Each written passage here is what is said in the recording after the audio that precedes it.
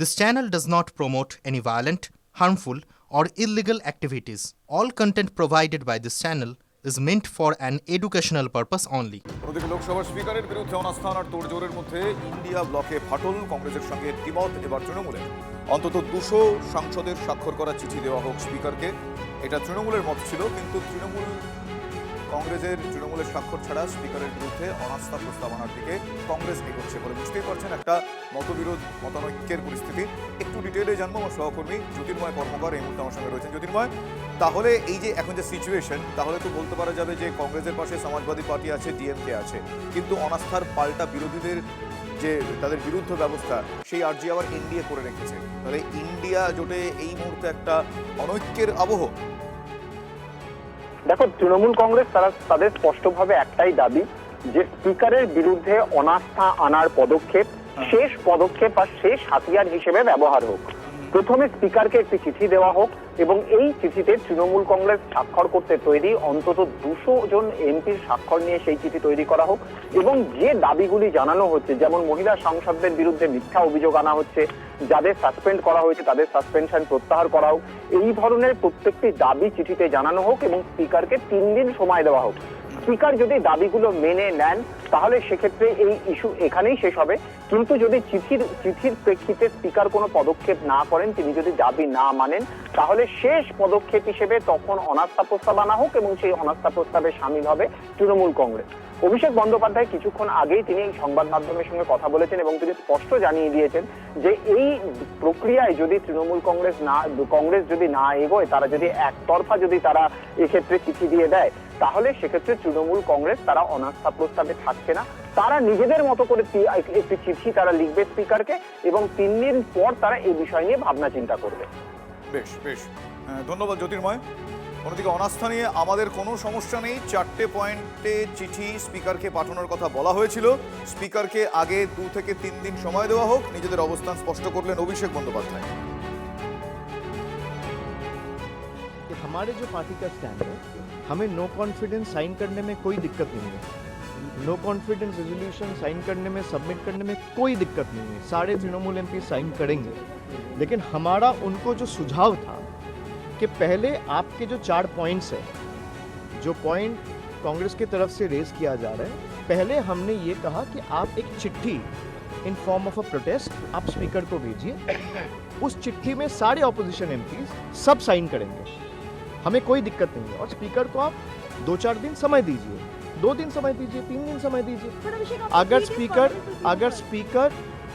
Speaker भाई 2 दिन दीजिए, आज तो 10 है, अभी भी तो 3 दिन है। आज अगर देते हैं तो 2 दिन 3 दिन स्पीकर को समय दीजिए। अगर स्पीकर कोई एक्शन नहीं लेता है या उस पर कोई विचार नहीं करता है, then there is always a room to move no confidence, we have no problem. But मेरा सुझाव ये था कि पहले आप एक चिट्ठी दे दो। আমরা এই বিষয়ে কথা বলেছিলাম বিজেপি সাংসদ খগেন মুর্মুর সঙ্গে। তিনি কি প্রতিক্রিয়া দিয়েছেন আমি পিসিআর কে বলবো একবার শোনাতে। এই ইন্ডি জোটের যারা এখানে আছেন তাদের বিরুদ্ধে নো কনফিডেন্স আনা উচিত। 140 কোটি মানুষের পক্ষ থেকে দেবতুল্য ভোটাররা যাদেরকে নির্বাচিত করে পাঠাচ্ছেন সংসদে অর্থাৎ পার্লামেন্টে, যে পার্লামেন্টে যারা আজকে একজন সাংসদ হিসেবে নির্বাচিত হয়ে আসছেন, তাদের দায়িত্ব হচ্ছে যে দেশের 140 কোটি মানুষের তাদের যে অভাব, অভিযোগ, সমস্যা, এলাকার বিভিন্ন সমস্যা, সেটাকে পার্লামেন্টে তুলে ধরবেন এবং তাদের তাদের যে সমস্ত চাহিদা যা ওরা চাইছেন এলাকার মানুষের উদ্দেশ্যে, সেই চাহিদাটা পূরণ করবার জন্য সরকারের পক্ষ থেকে সহযোগিতা তারা চাইবেন। এটাই হচ্ছে একজন জনপ্রতিনিধির তার দায়িত্ব।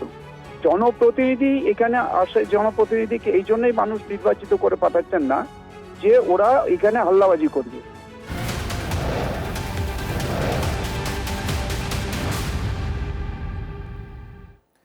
জমি দখল ঘিরে সাত সকালে সাগরপাড়ায় ধুমধুমার কাণ্ড, দুপক্ষের হাতাহাতি, সংঘর্ষ, পুলিশের সামনেই জমি দখলের চেষ্টা করা হয়, অভিযোগ এমনটাই। ঝামেলা থামাতে পুলিশকে লাঠিচার্জ করতে হয়। রহিম শেখের জমি জবরদখলের চেষ্টার অভিযোগ শামসুদ্দিনের দলবলের বিরুদ্ধে। বাধা দিতে গেলে ধারালো অস্ত্র দিয়ে হামলা চালানো হয় বলে অভিযোগ। পুলিশের সামনেই সেই সব চলে, তারপর পুলিশ লাঠিচার্জ করতে বাধ্য হয়।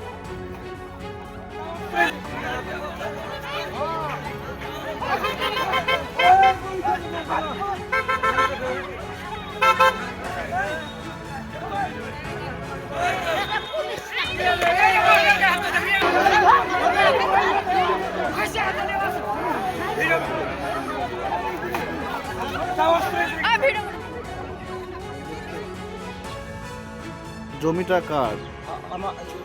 আমার রহিম জলিল আর ফজলুল আর ফুলসার আমি এই 6 জনের জমি সকালবেলা ওরা কি করতে এসেছিল? ওরা দখল করতে এসেছিল জোর করে।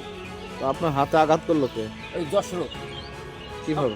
এমনি হাসে পিছন থেকে মারতে শুরু গেছে। আমি ঘুরে তাকাচ্ছি হাসে করবো হাসে ধরেছি আমি। থানায় অভিযোগ জানিয়েছেন? হ্যাঁ, আগে দুবার এসেছি। সরকারের রাজস্ব ফাঁকি দিয়ে মহানন্দা নদী থেকে অবাধে বালি পাচার চলছে। চাঁচলে মহানন্দা নদীতে বালি মাফিয়াদের একেবারে রমরমা কারবার যাকে বলে সেই ছবি। মহানন্দা নদীর বুক কেটে সেখানে রমরমিয়ে অবৈধ বালি উত্তোলনের কাজ চলছে, সেই ছবি দেখতে পাওয়া যাচ্ছে। চাঁচল 2 নম্বর ব্লকের হোসেনপুর এবং পুরাতন খানপুরে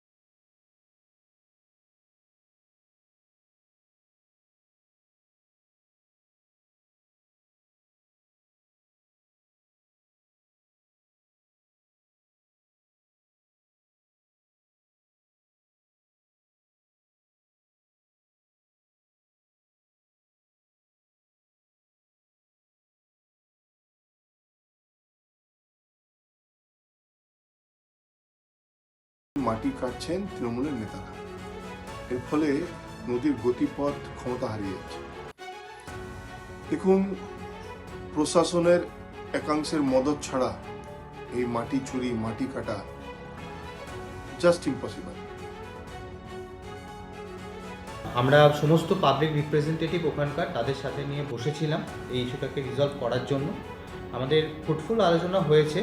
ওনাদেরকে বলা হয়েছে যদি লোকালি কোনো মিস ইনফরমেশন থাকে, অনেকের ইনফরমেশন রয়েছে লোকাল মানুষের যে হয়তো নদীটা কাটলে হয়তো আরও বেশি পাড়ের ক্ষতি হবে বা বন্যার দ্বারা পাড়ের লোকেরা ক্ষতিগ্রস্ত হতে পারে।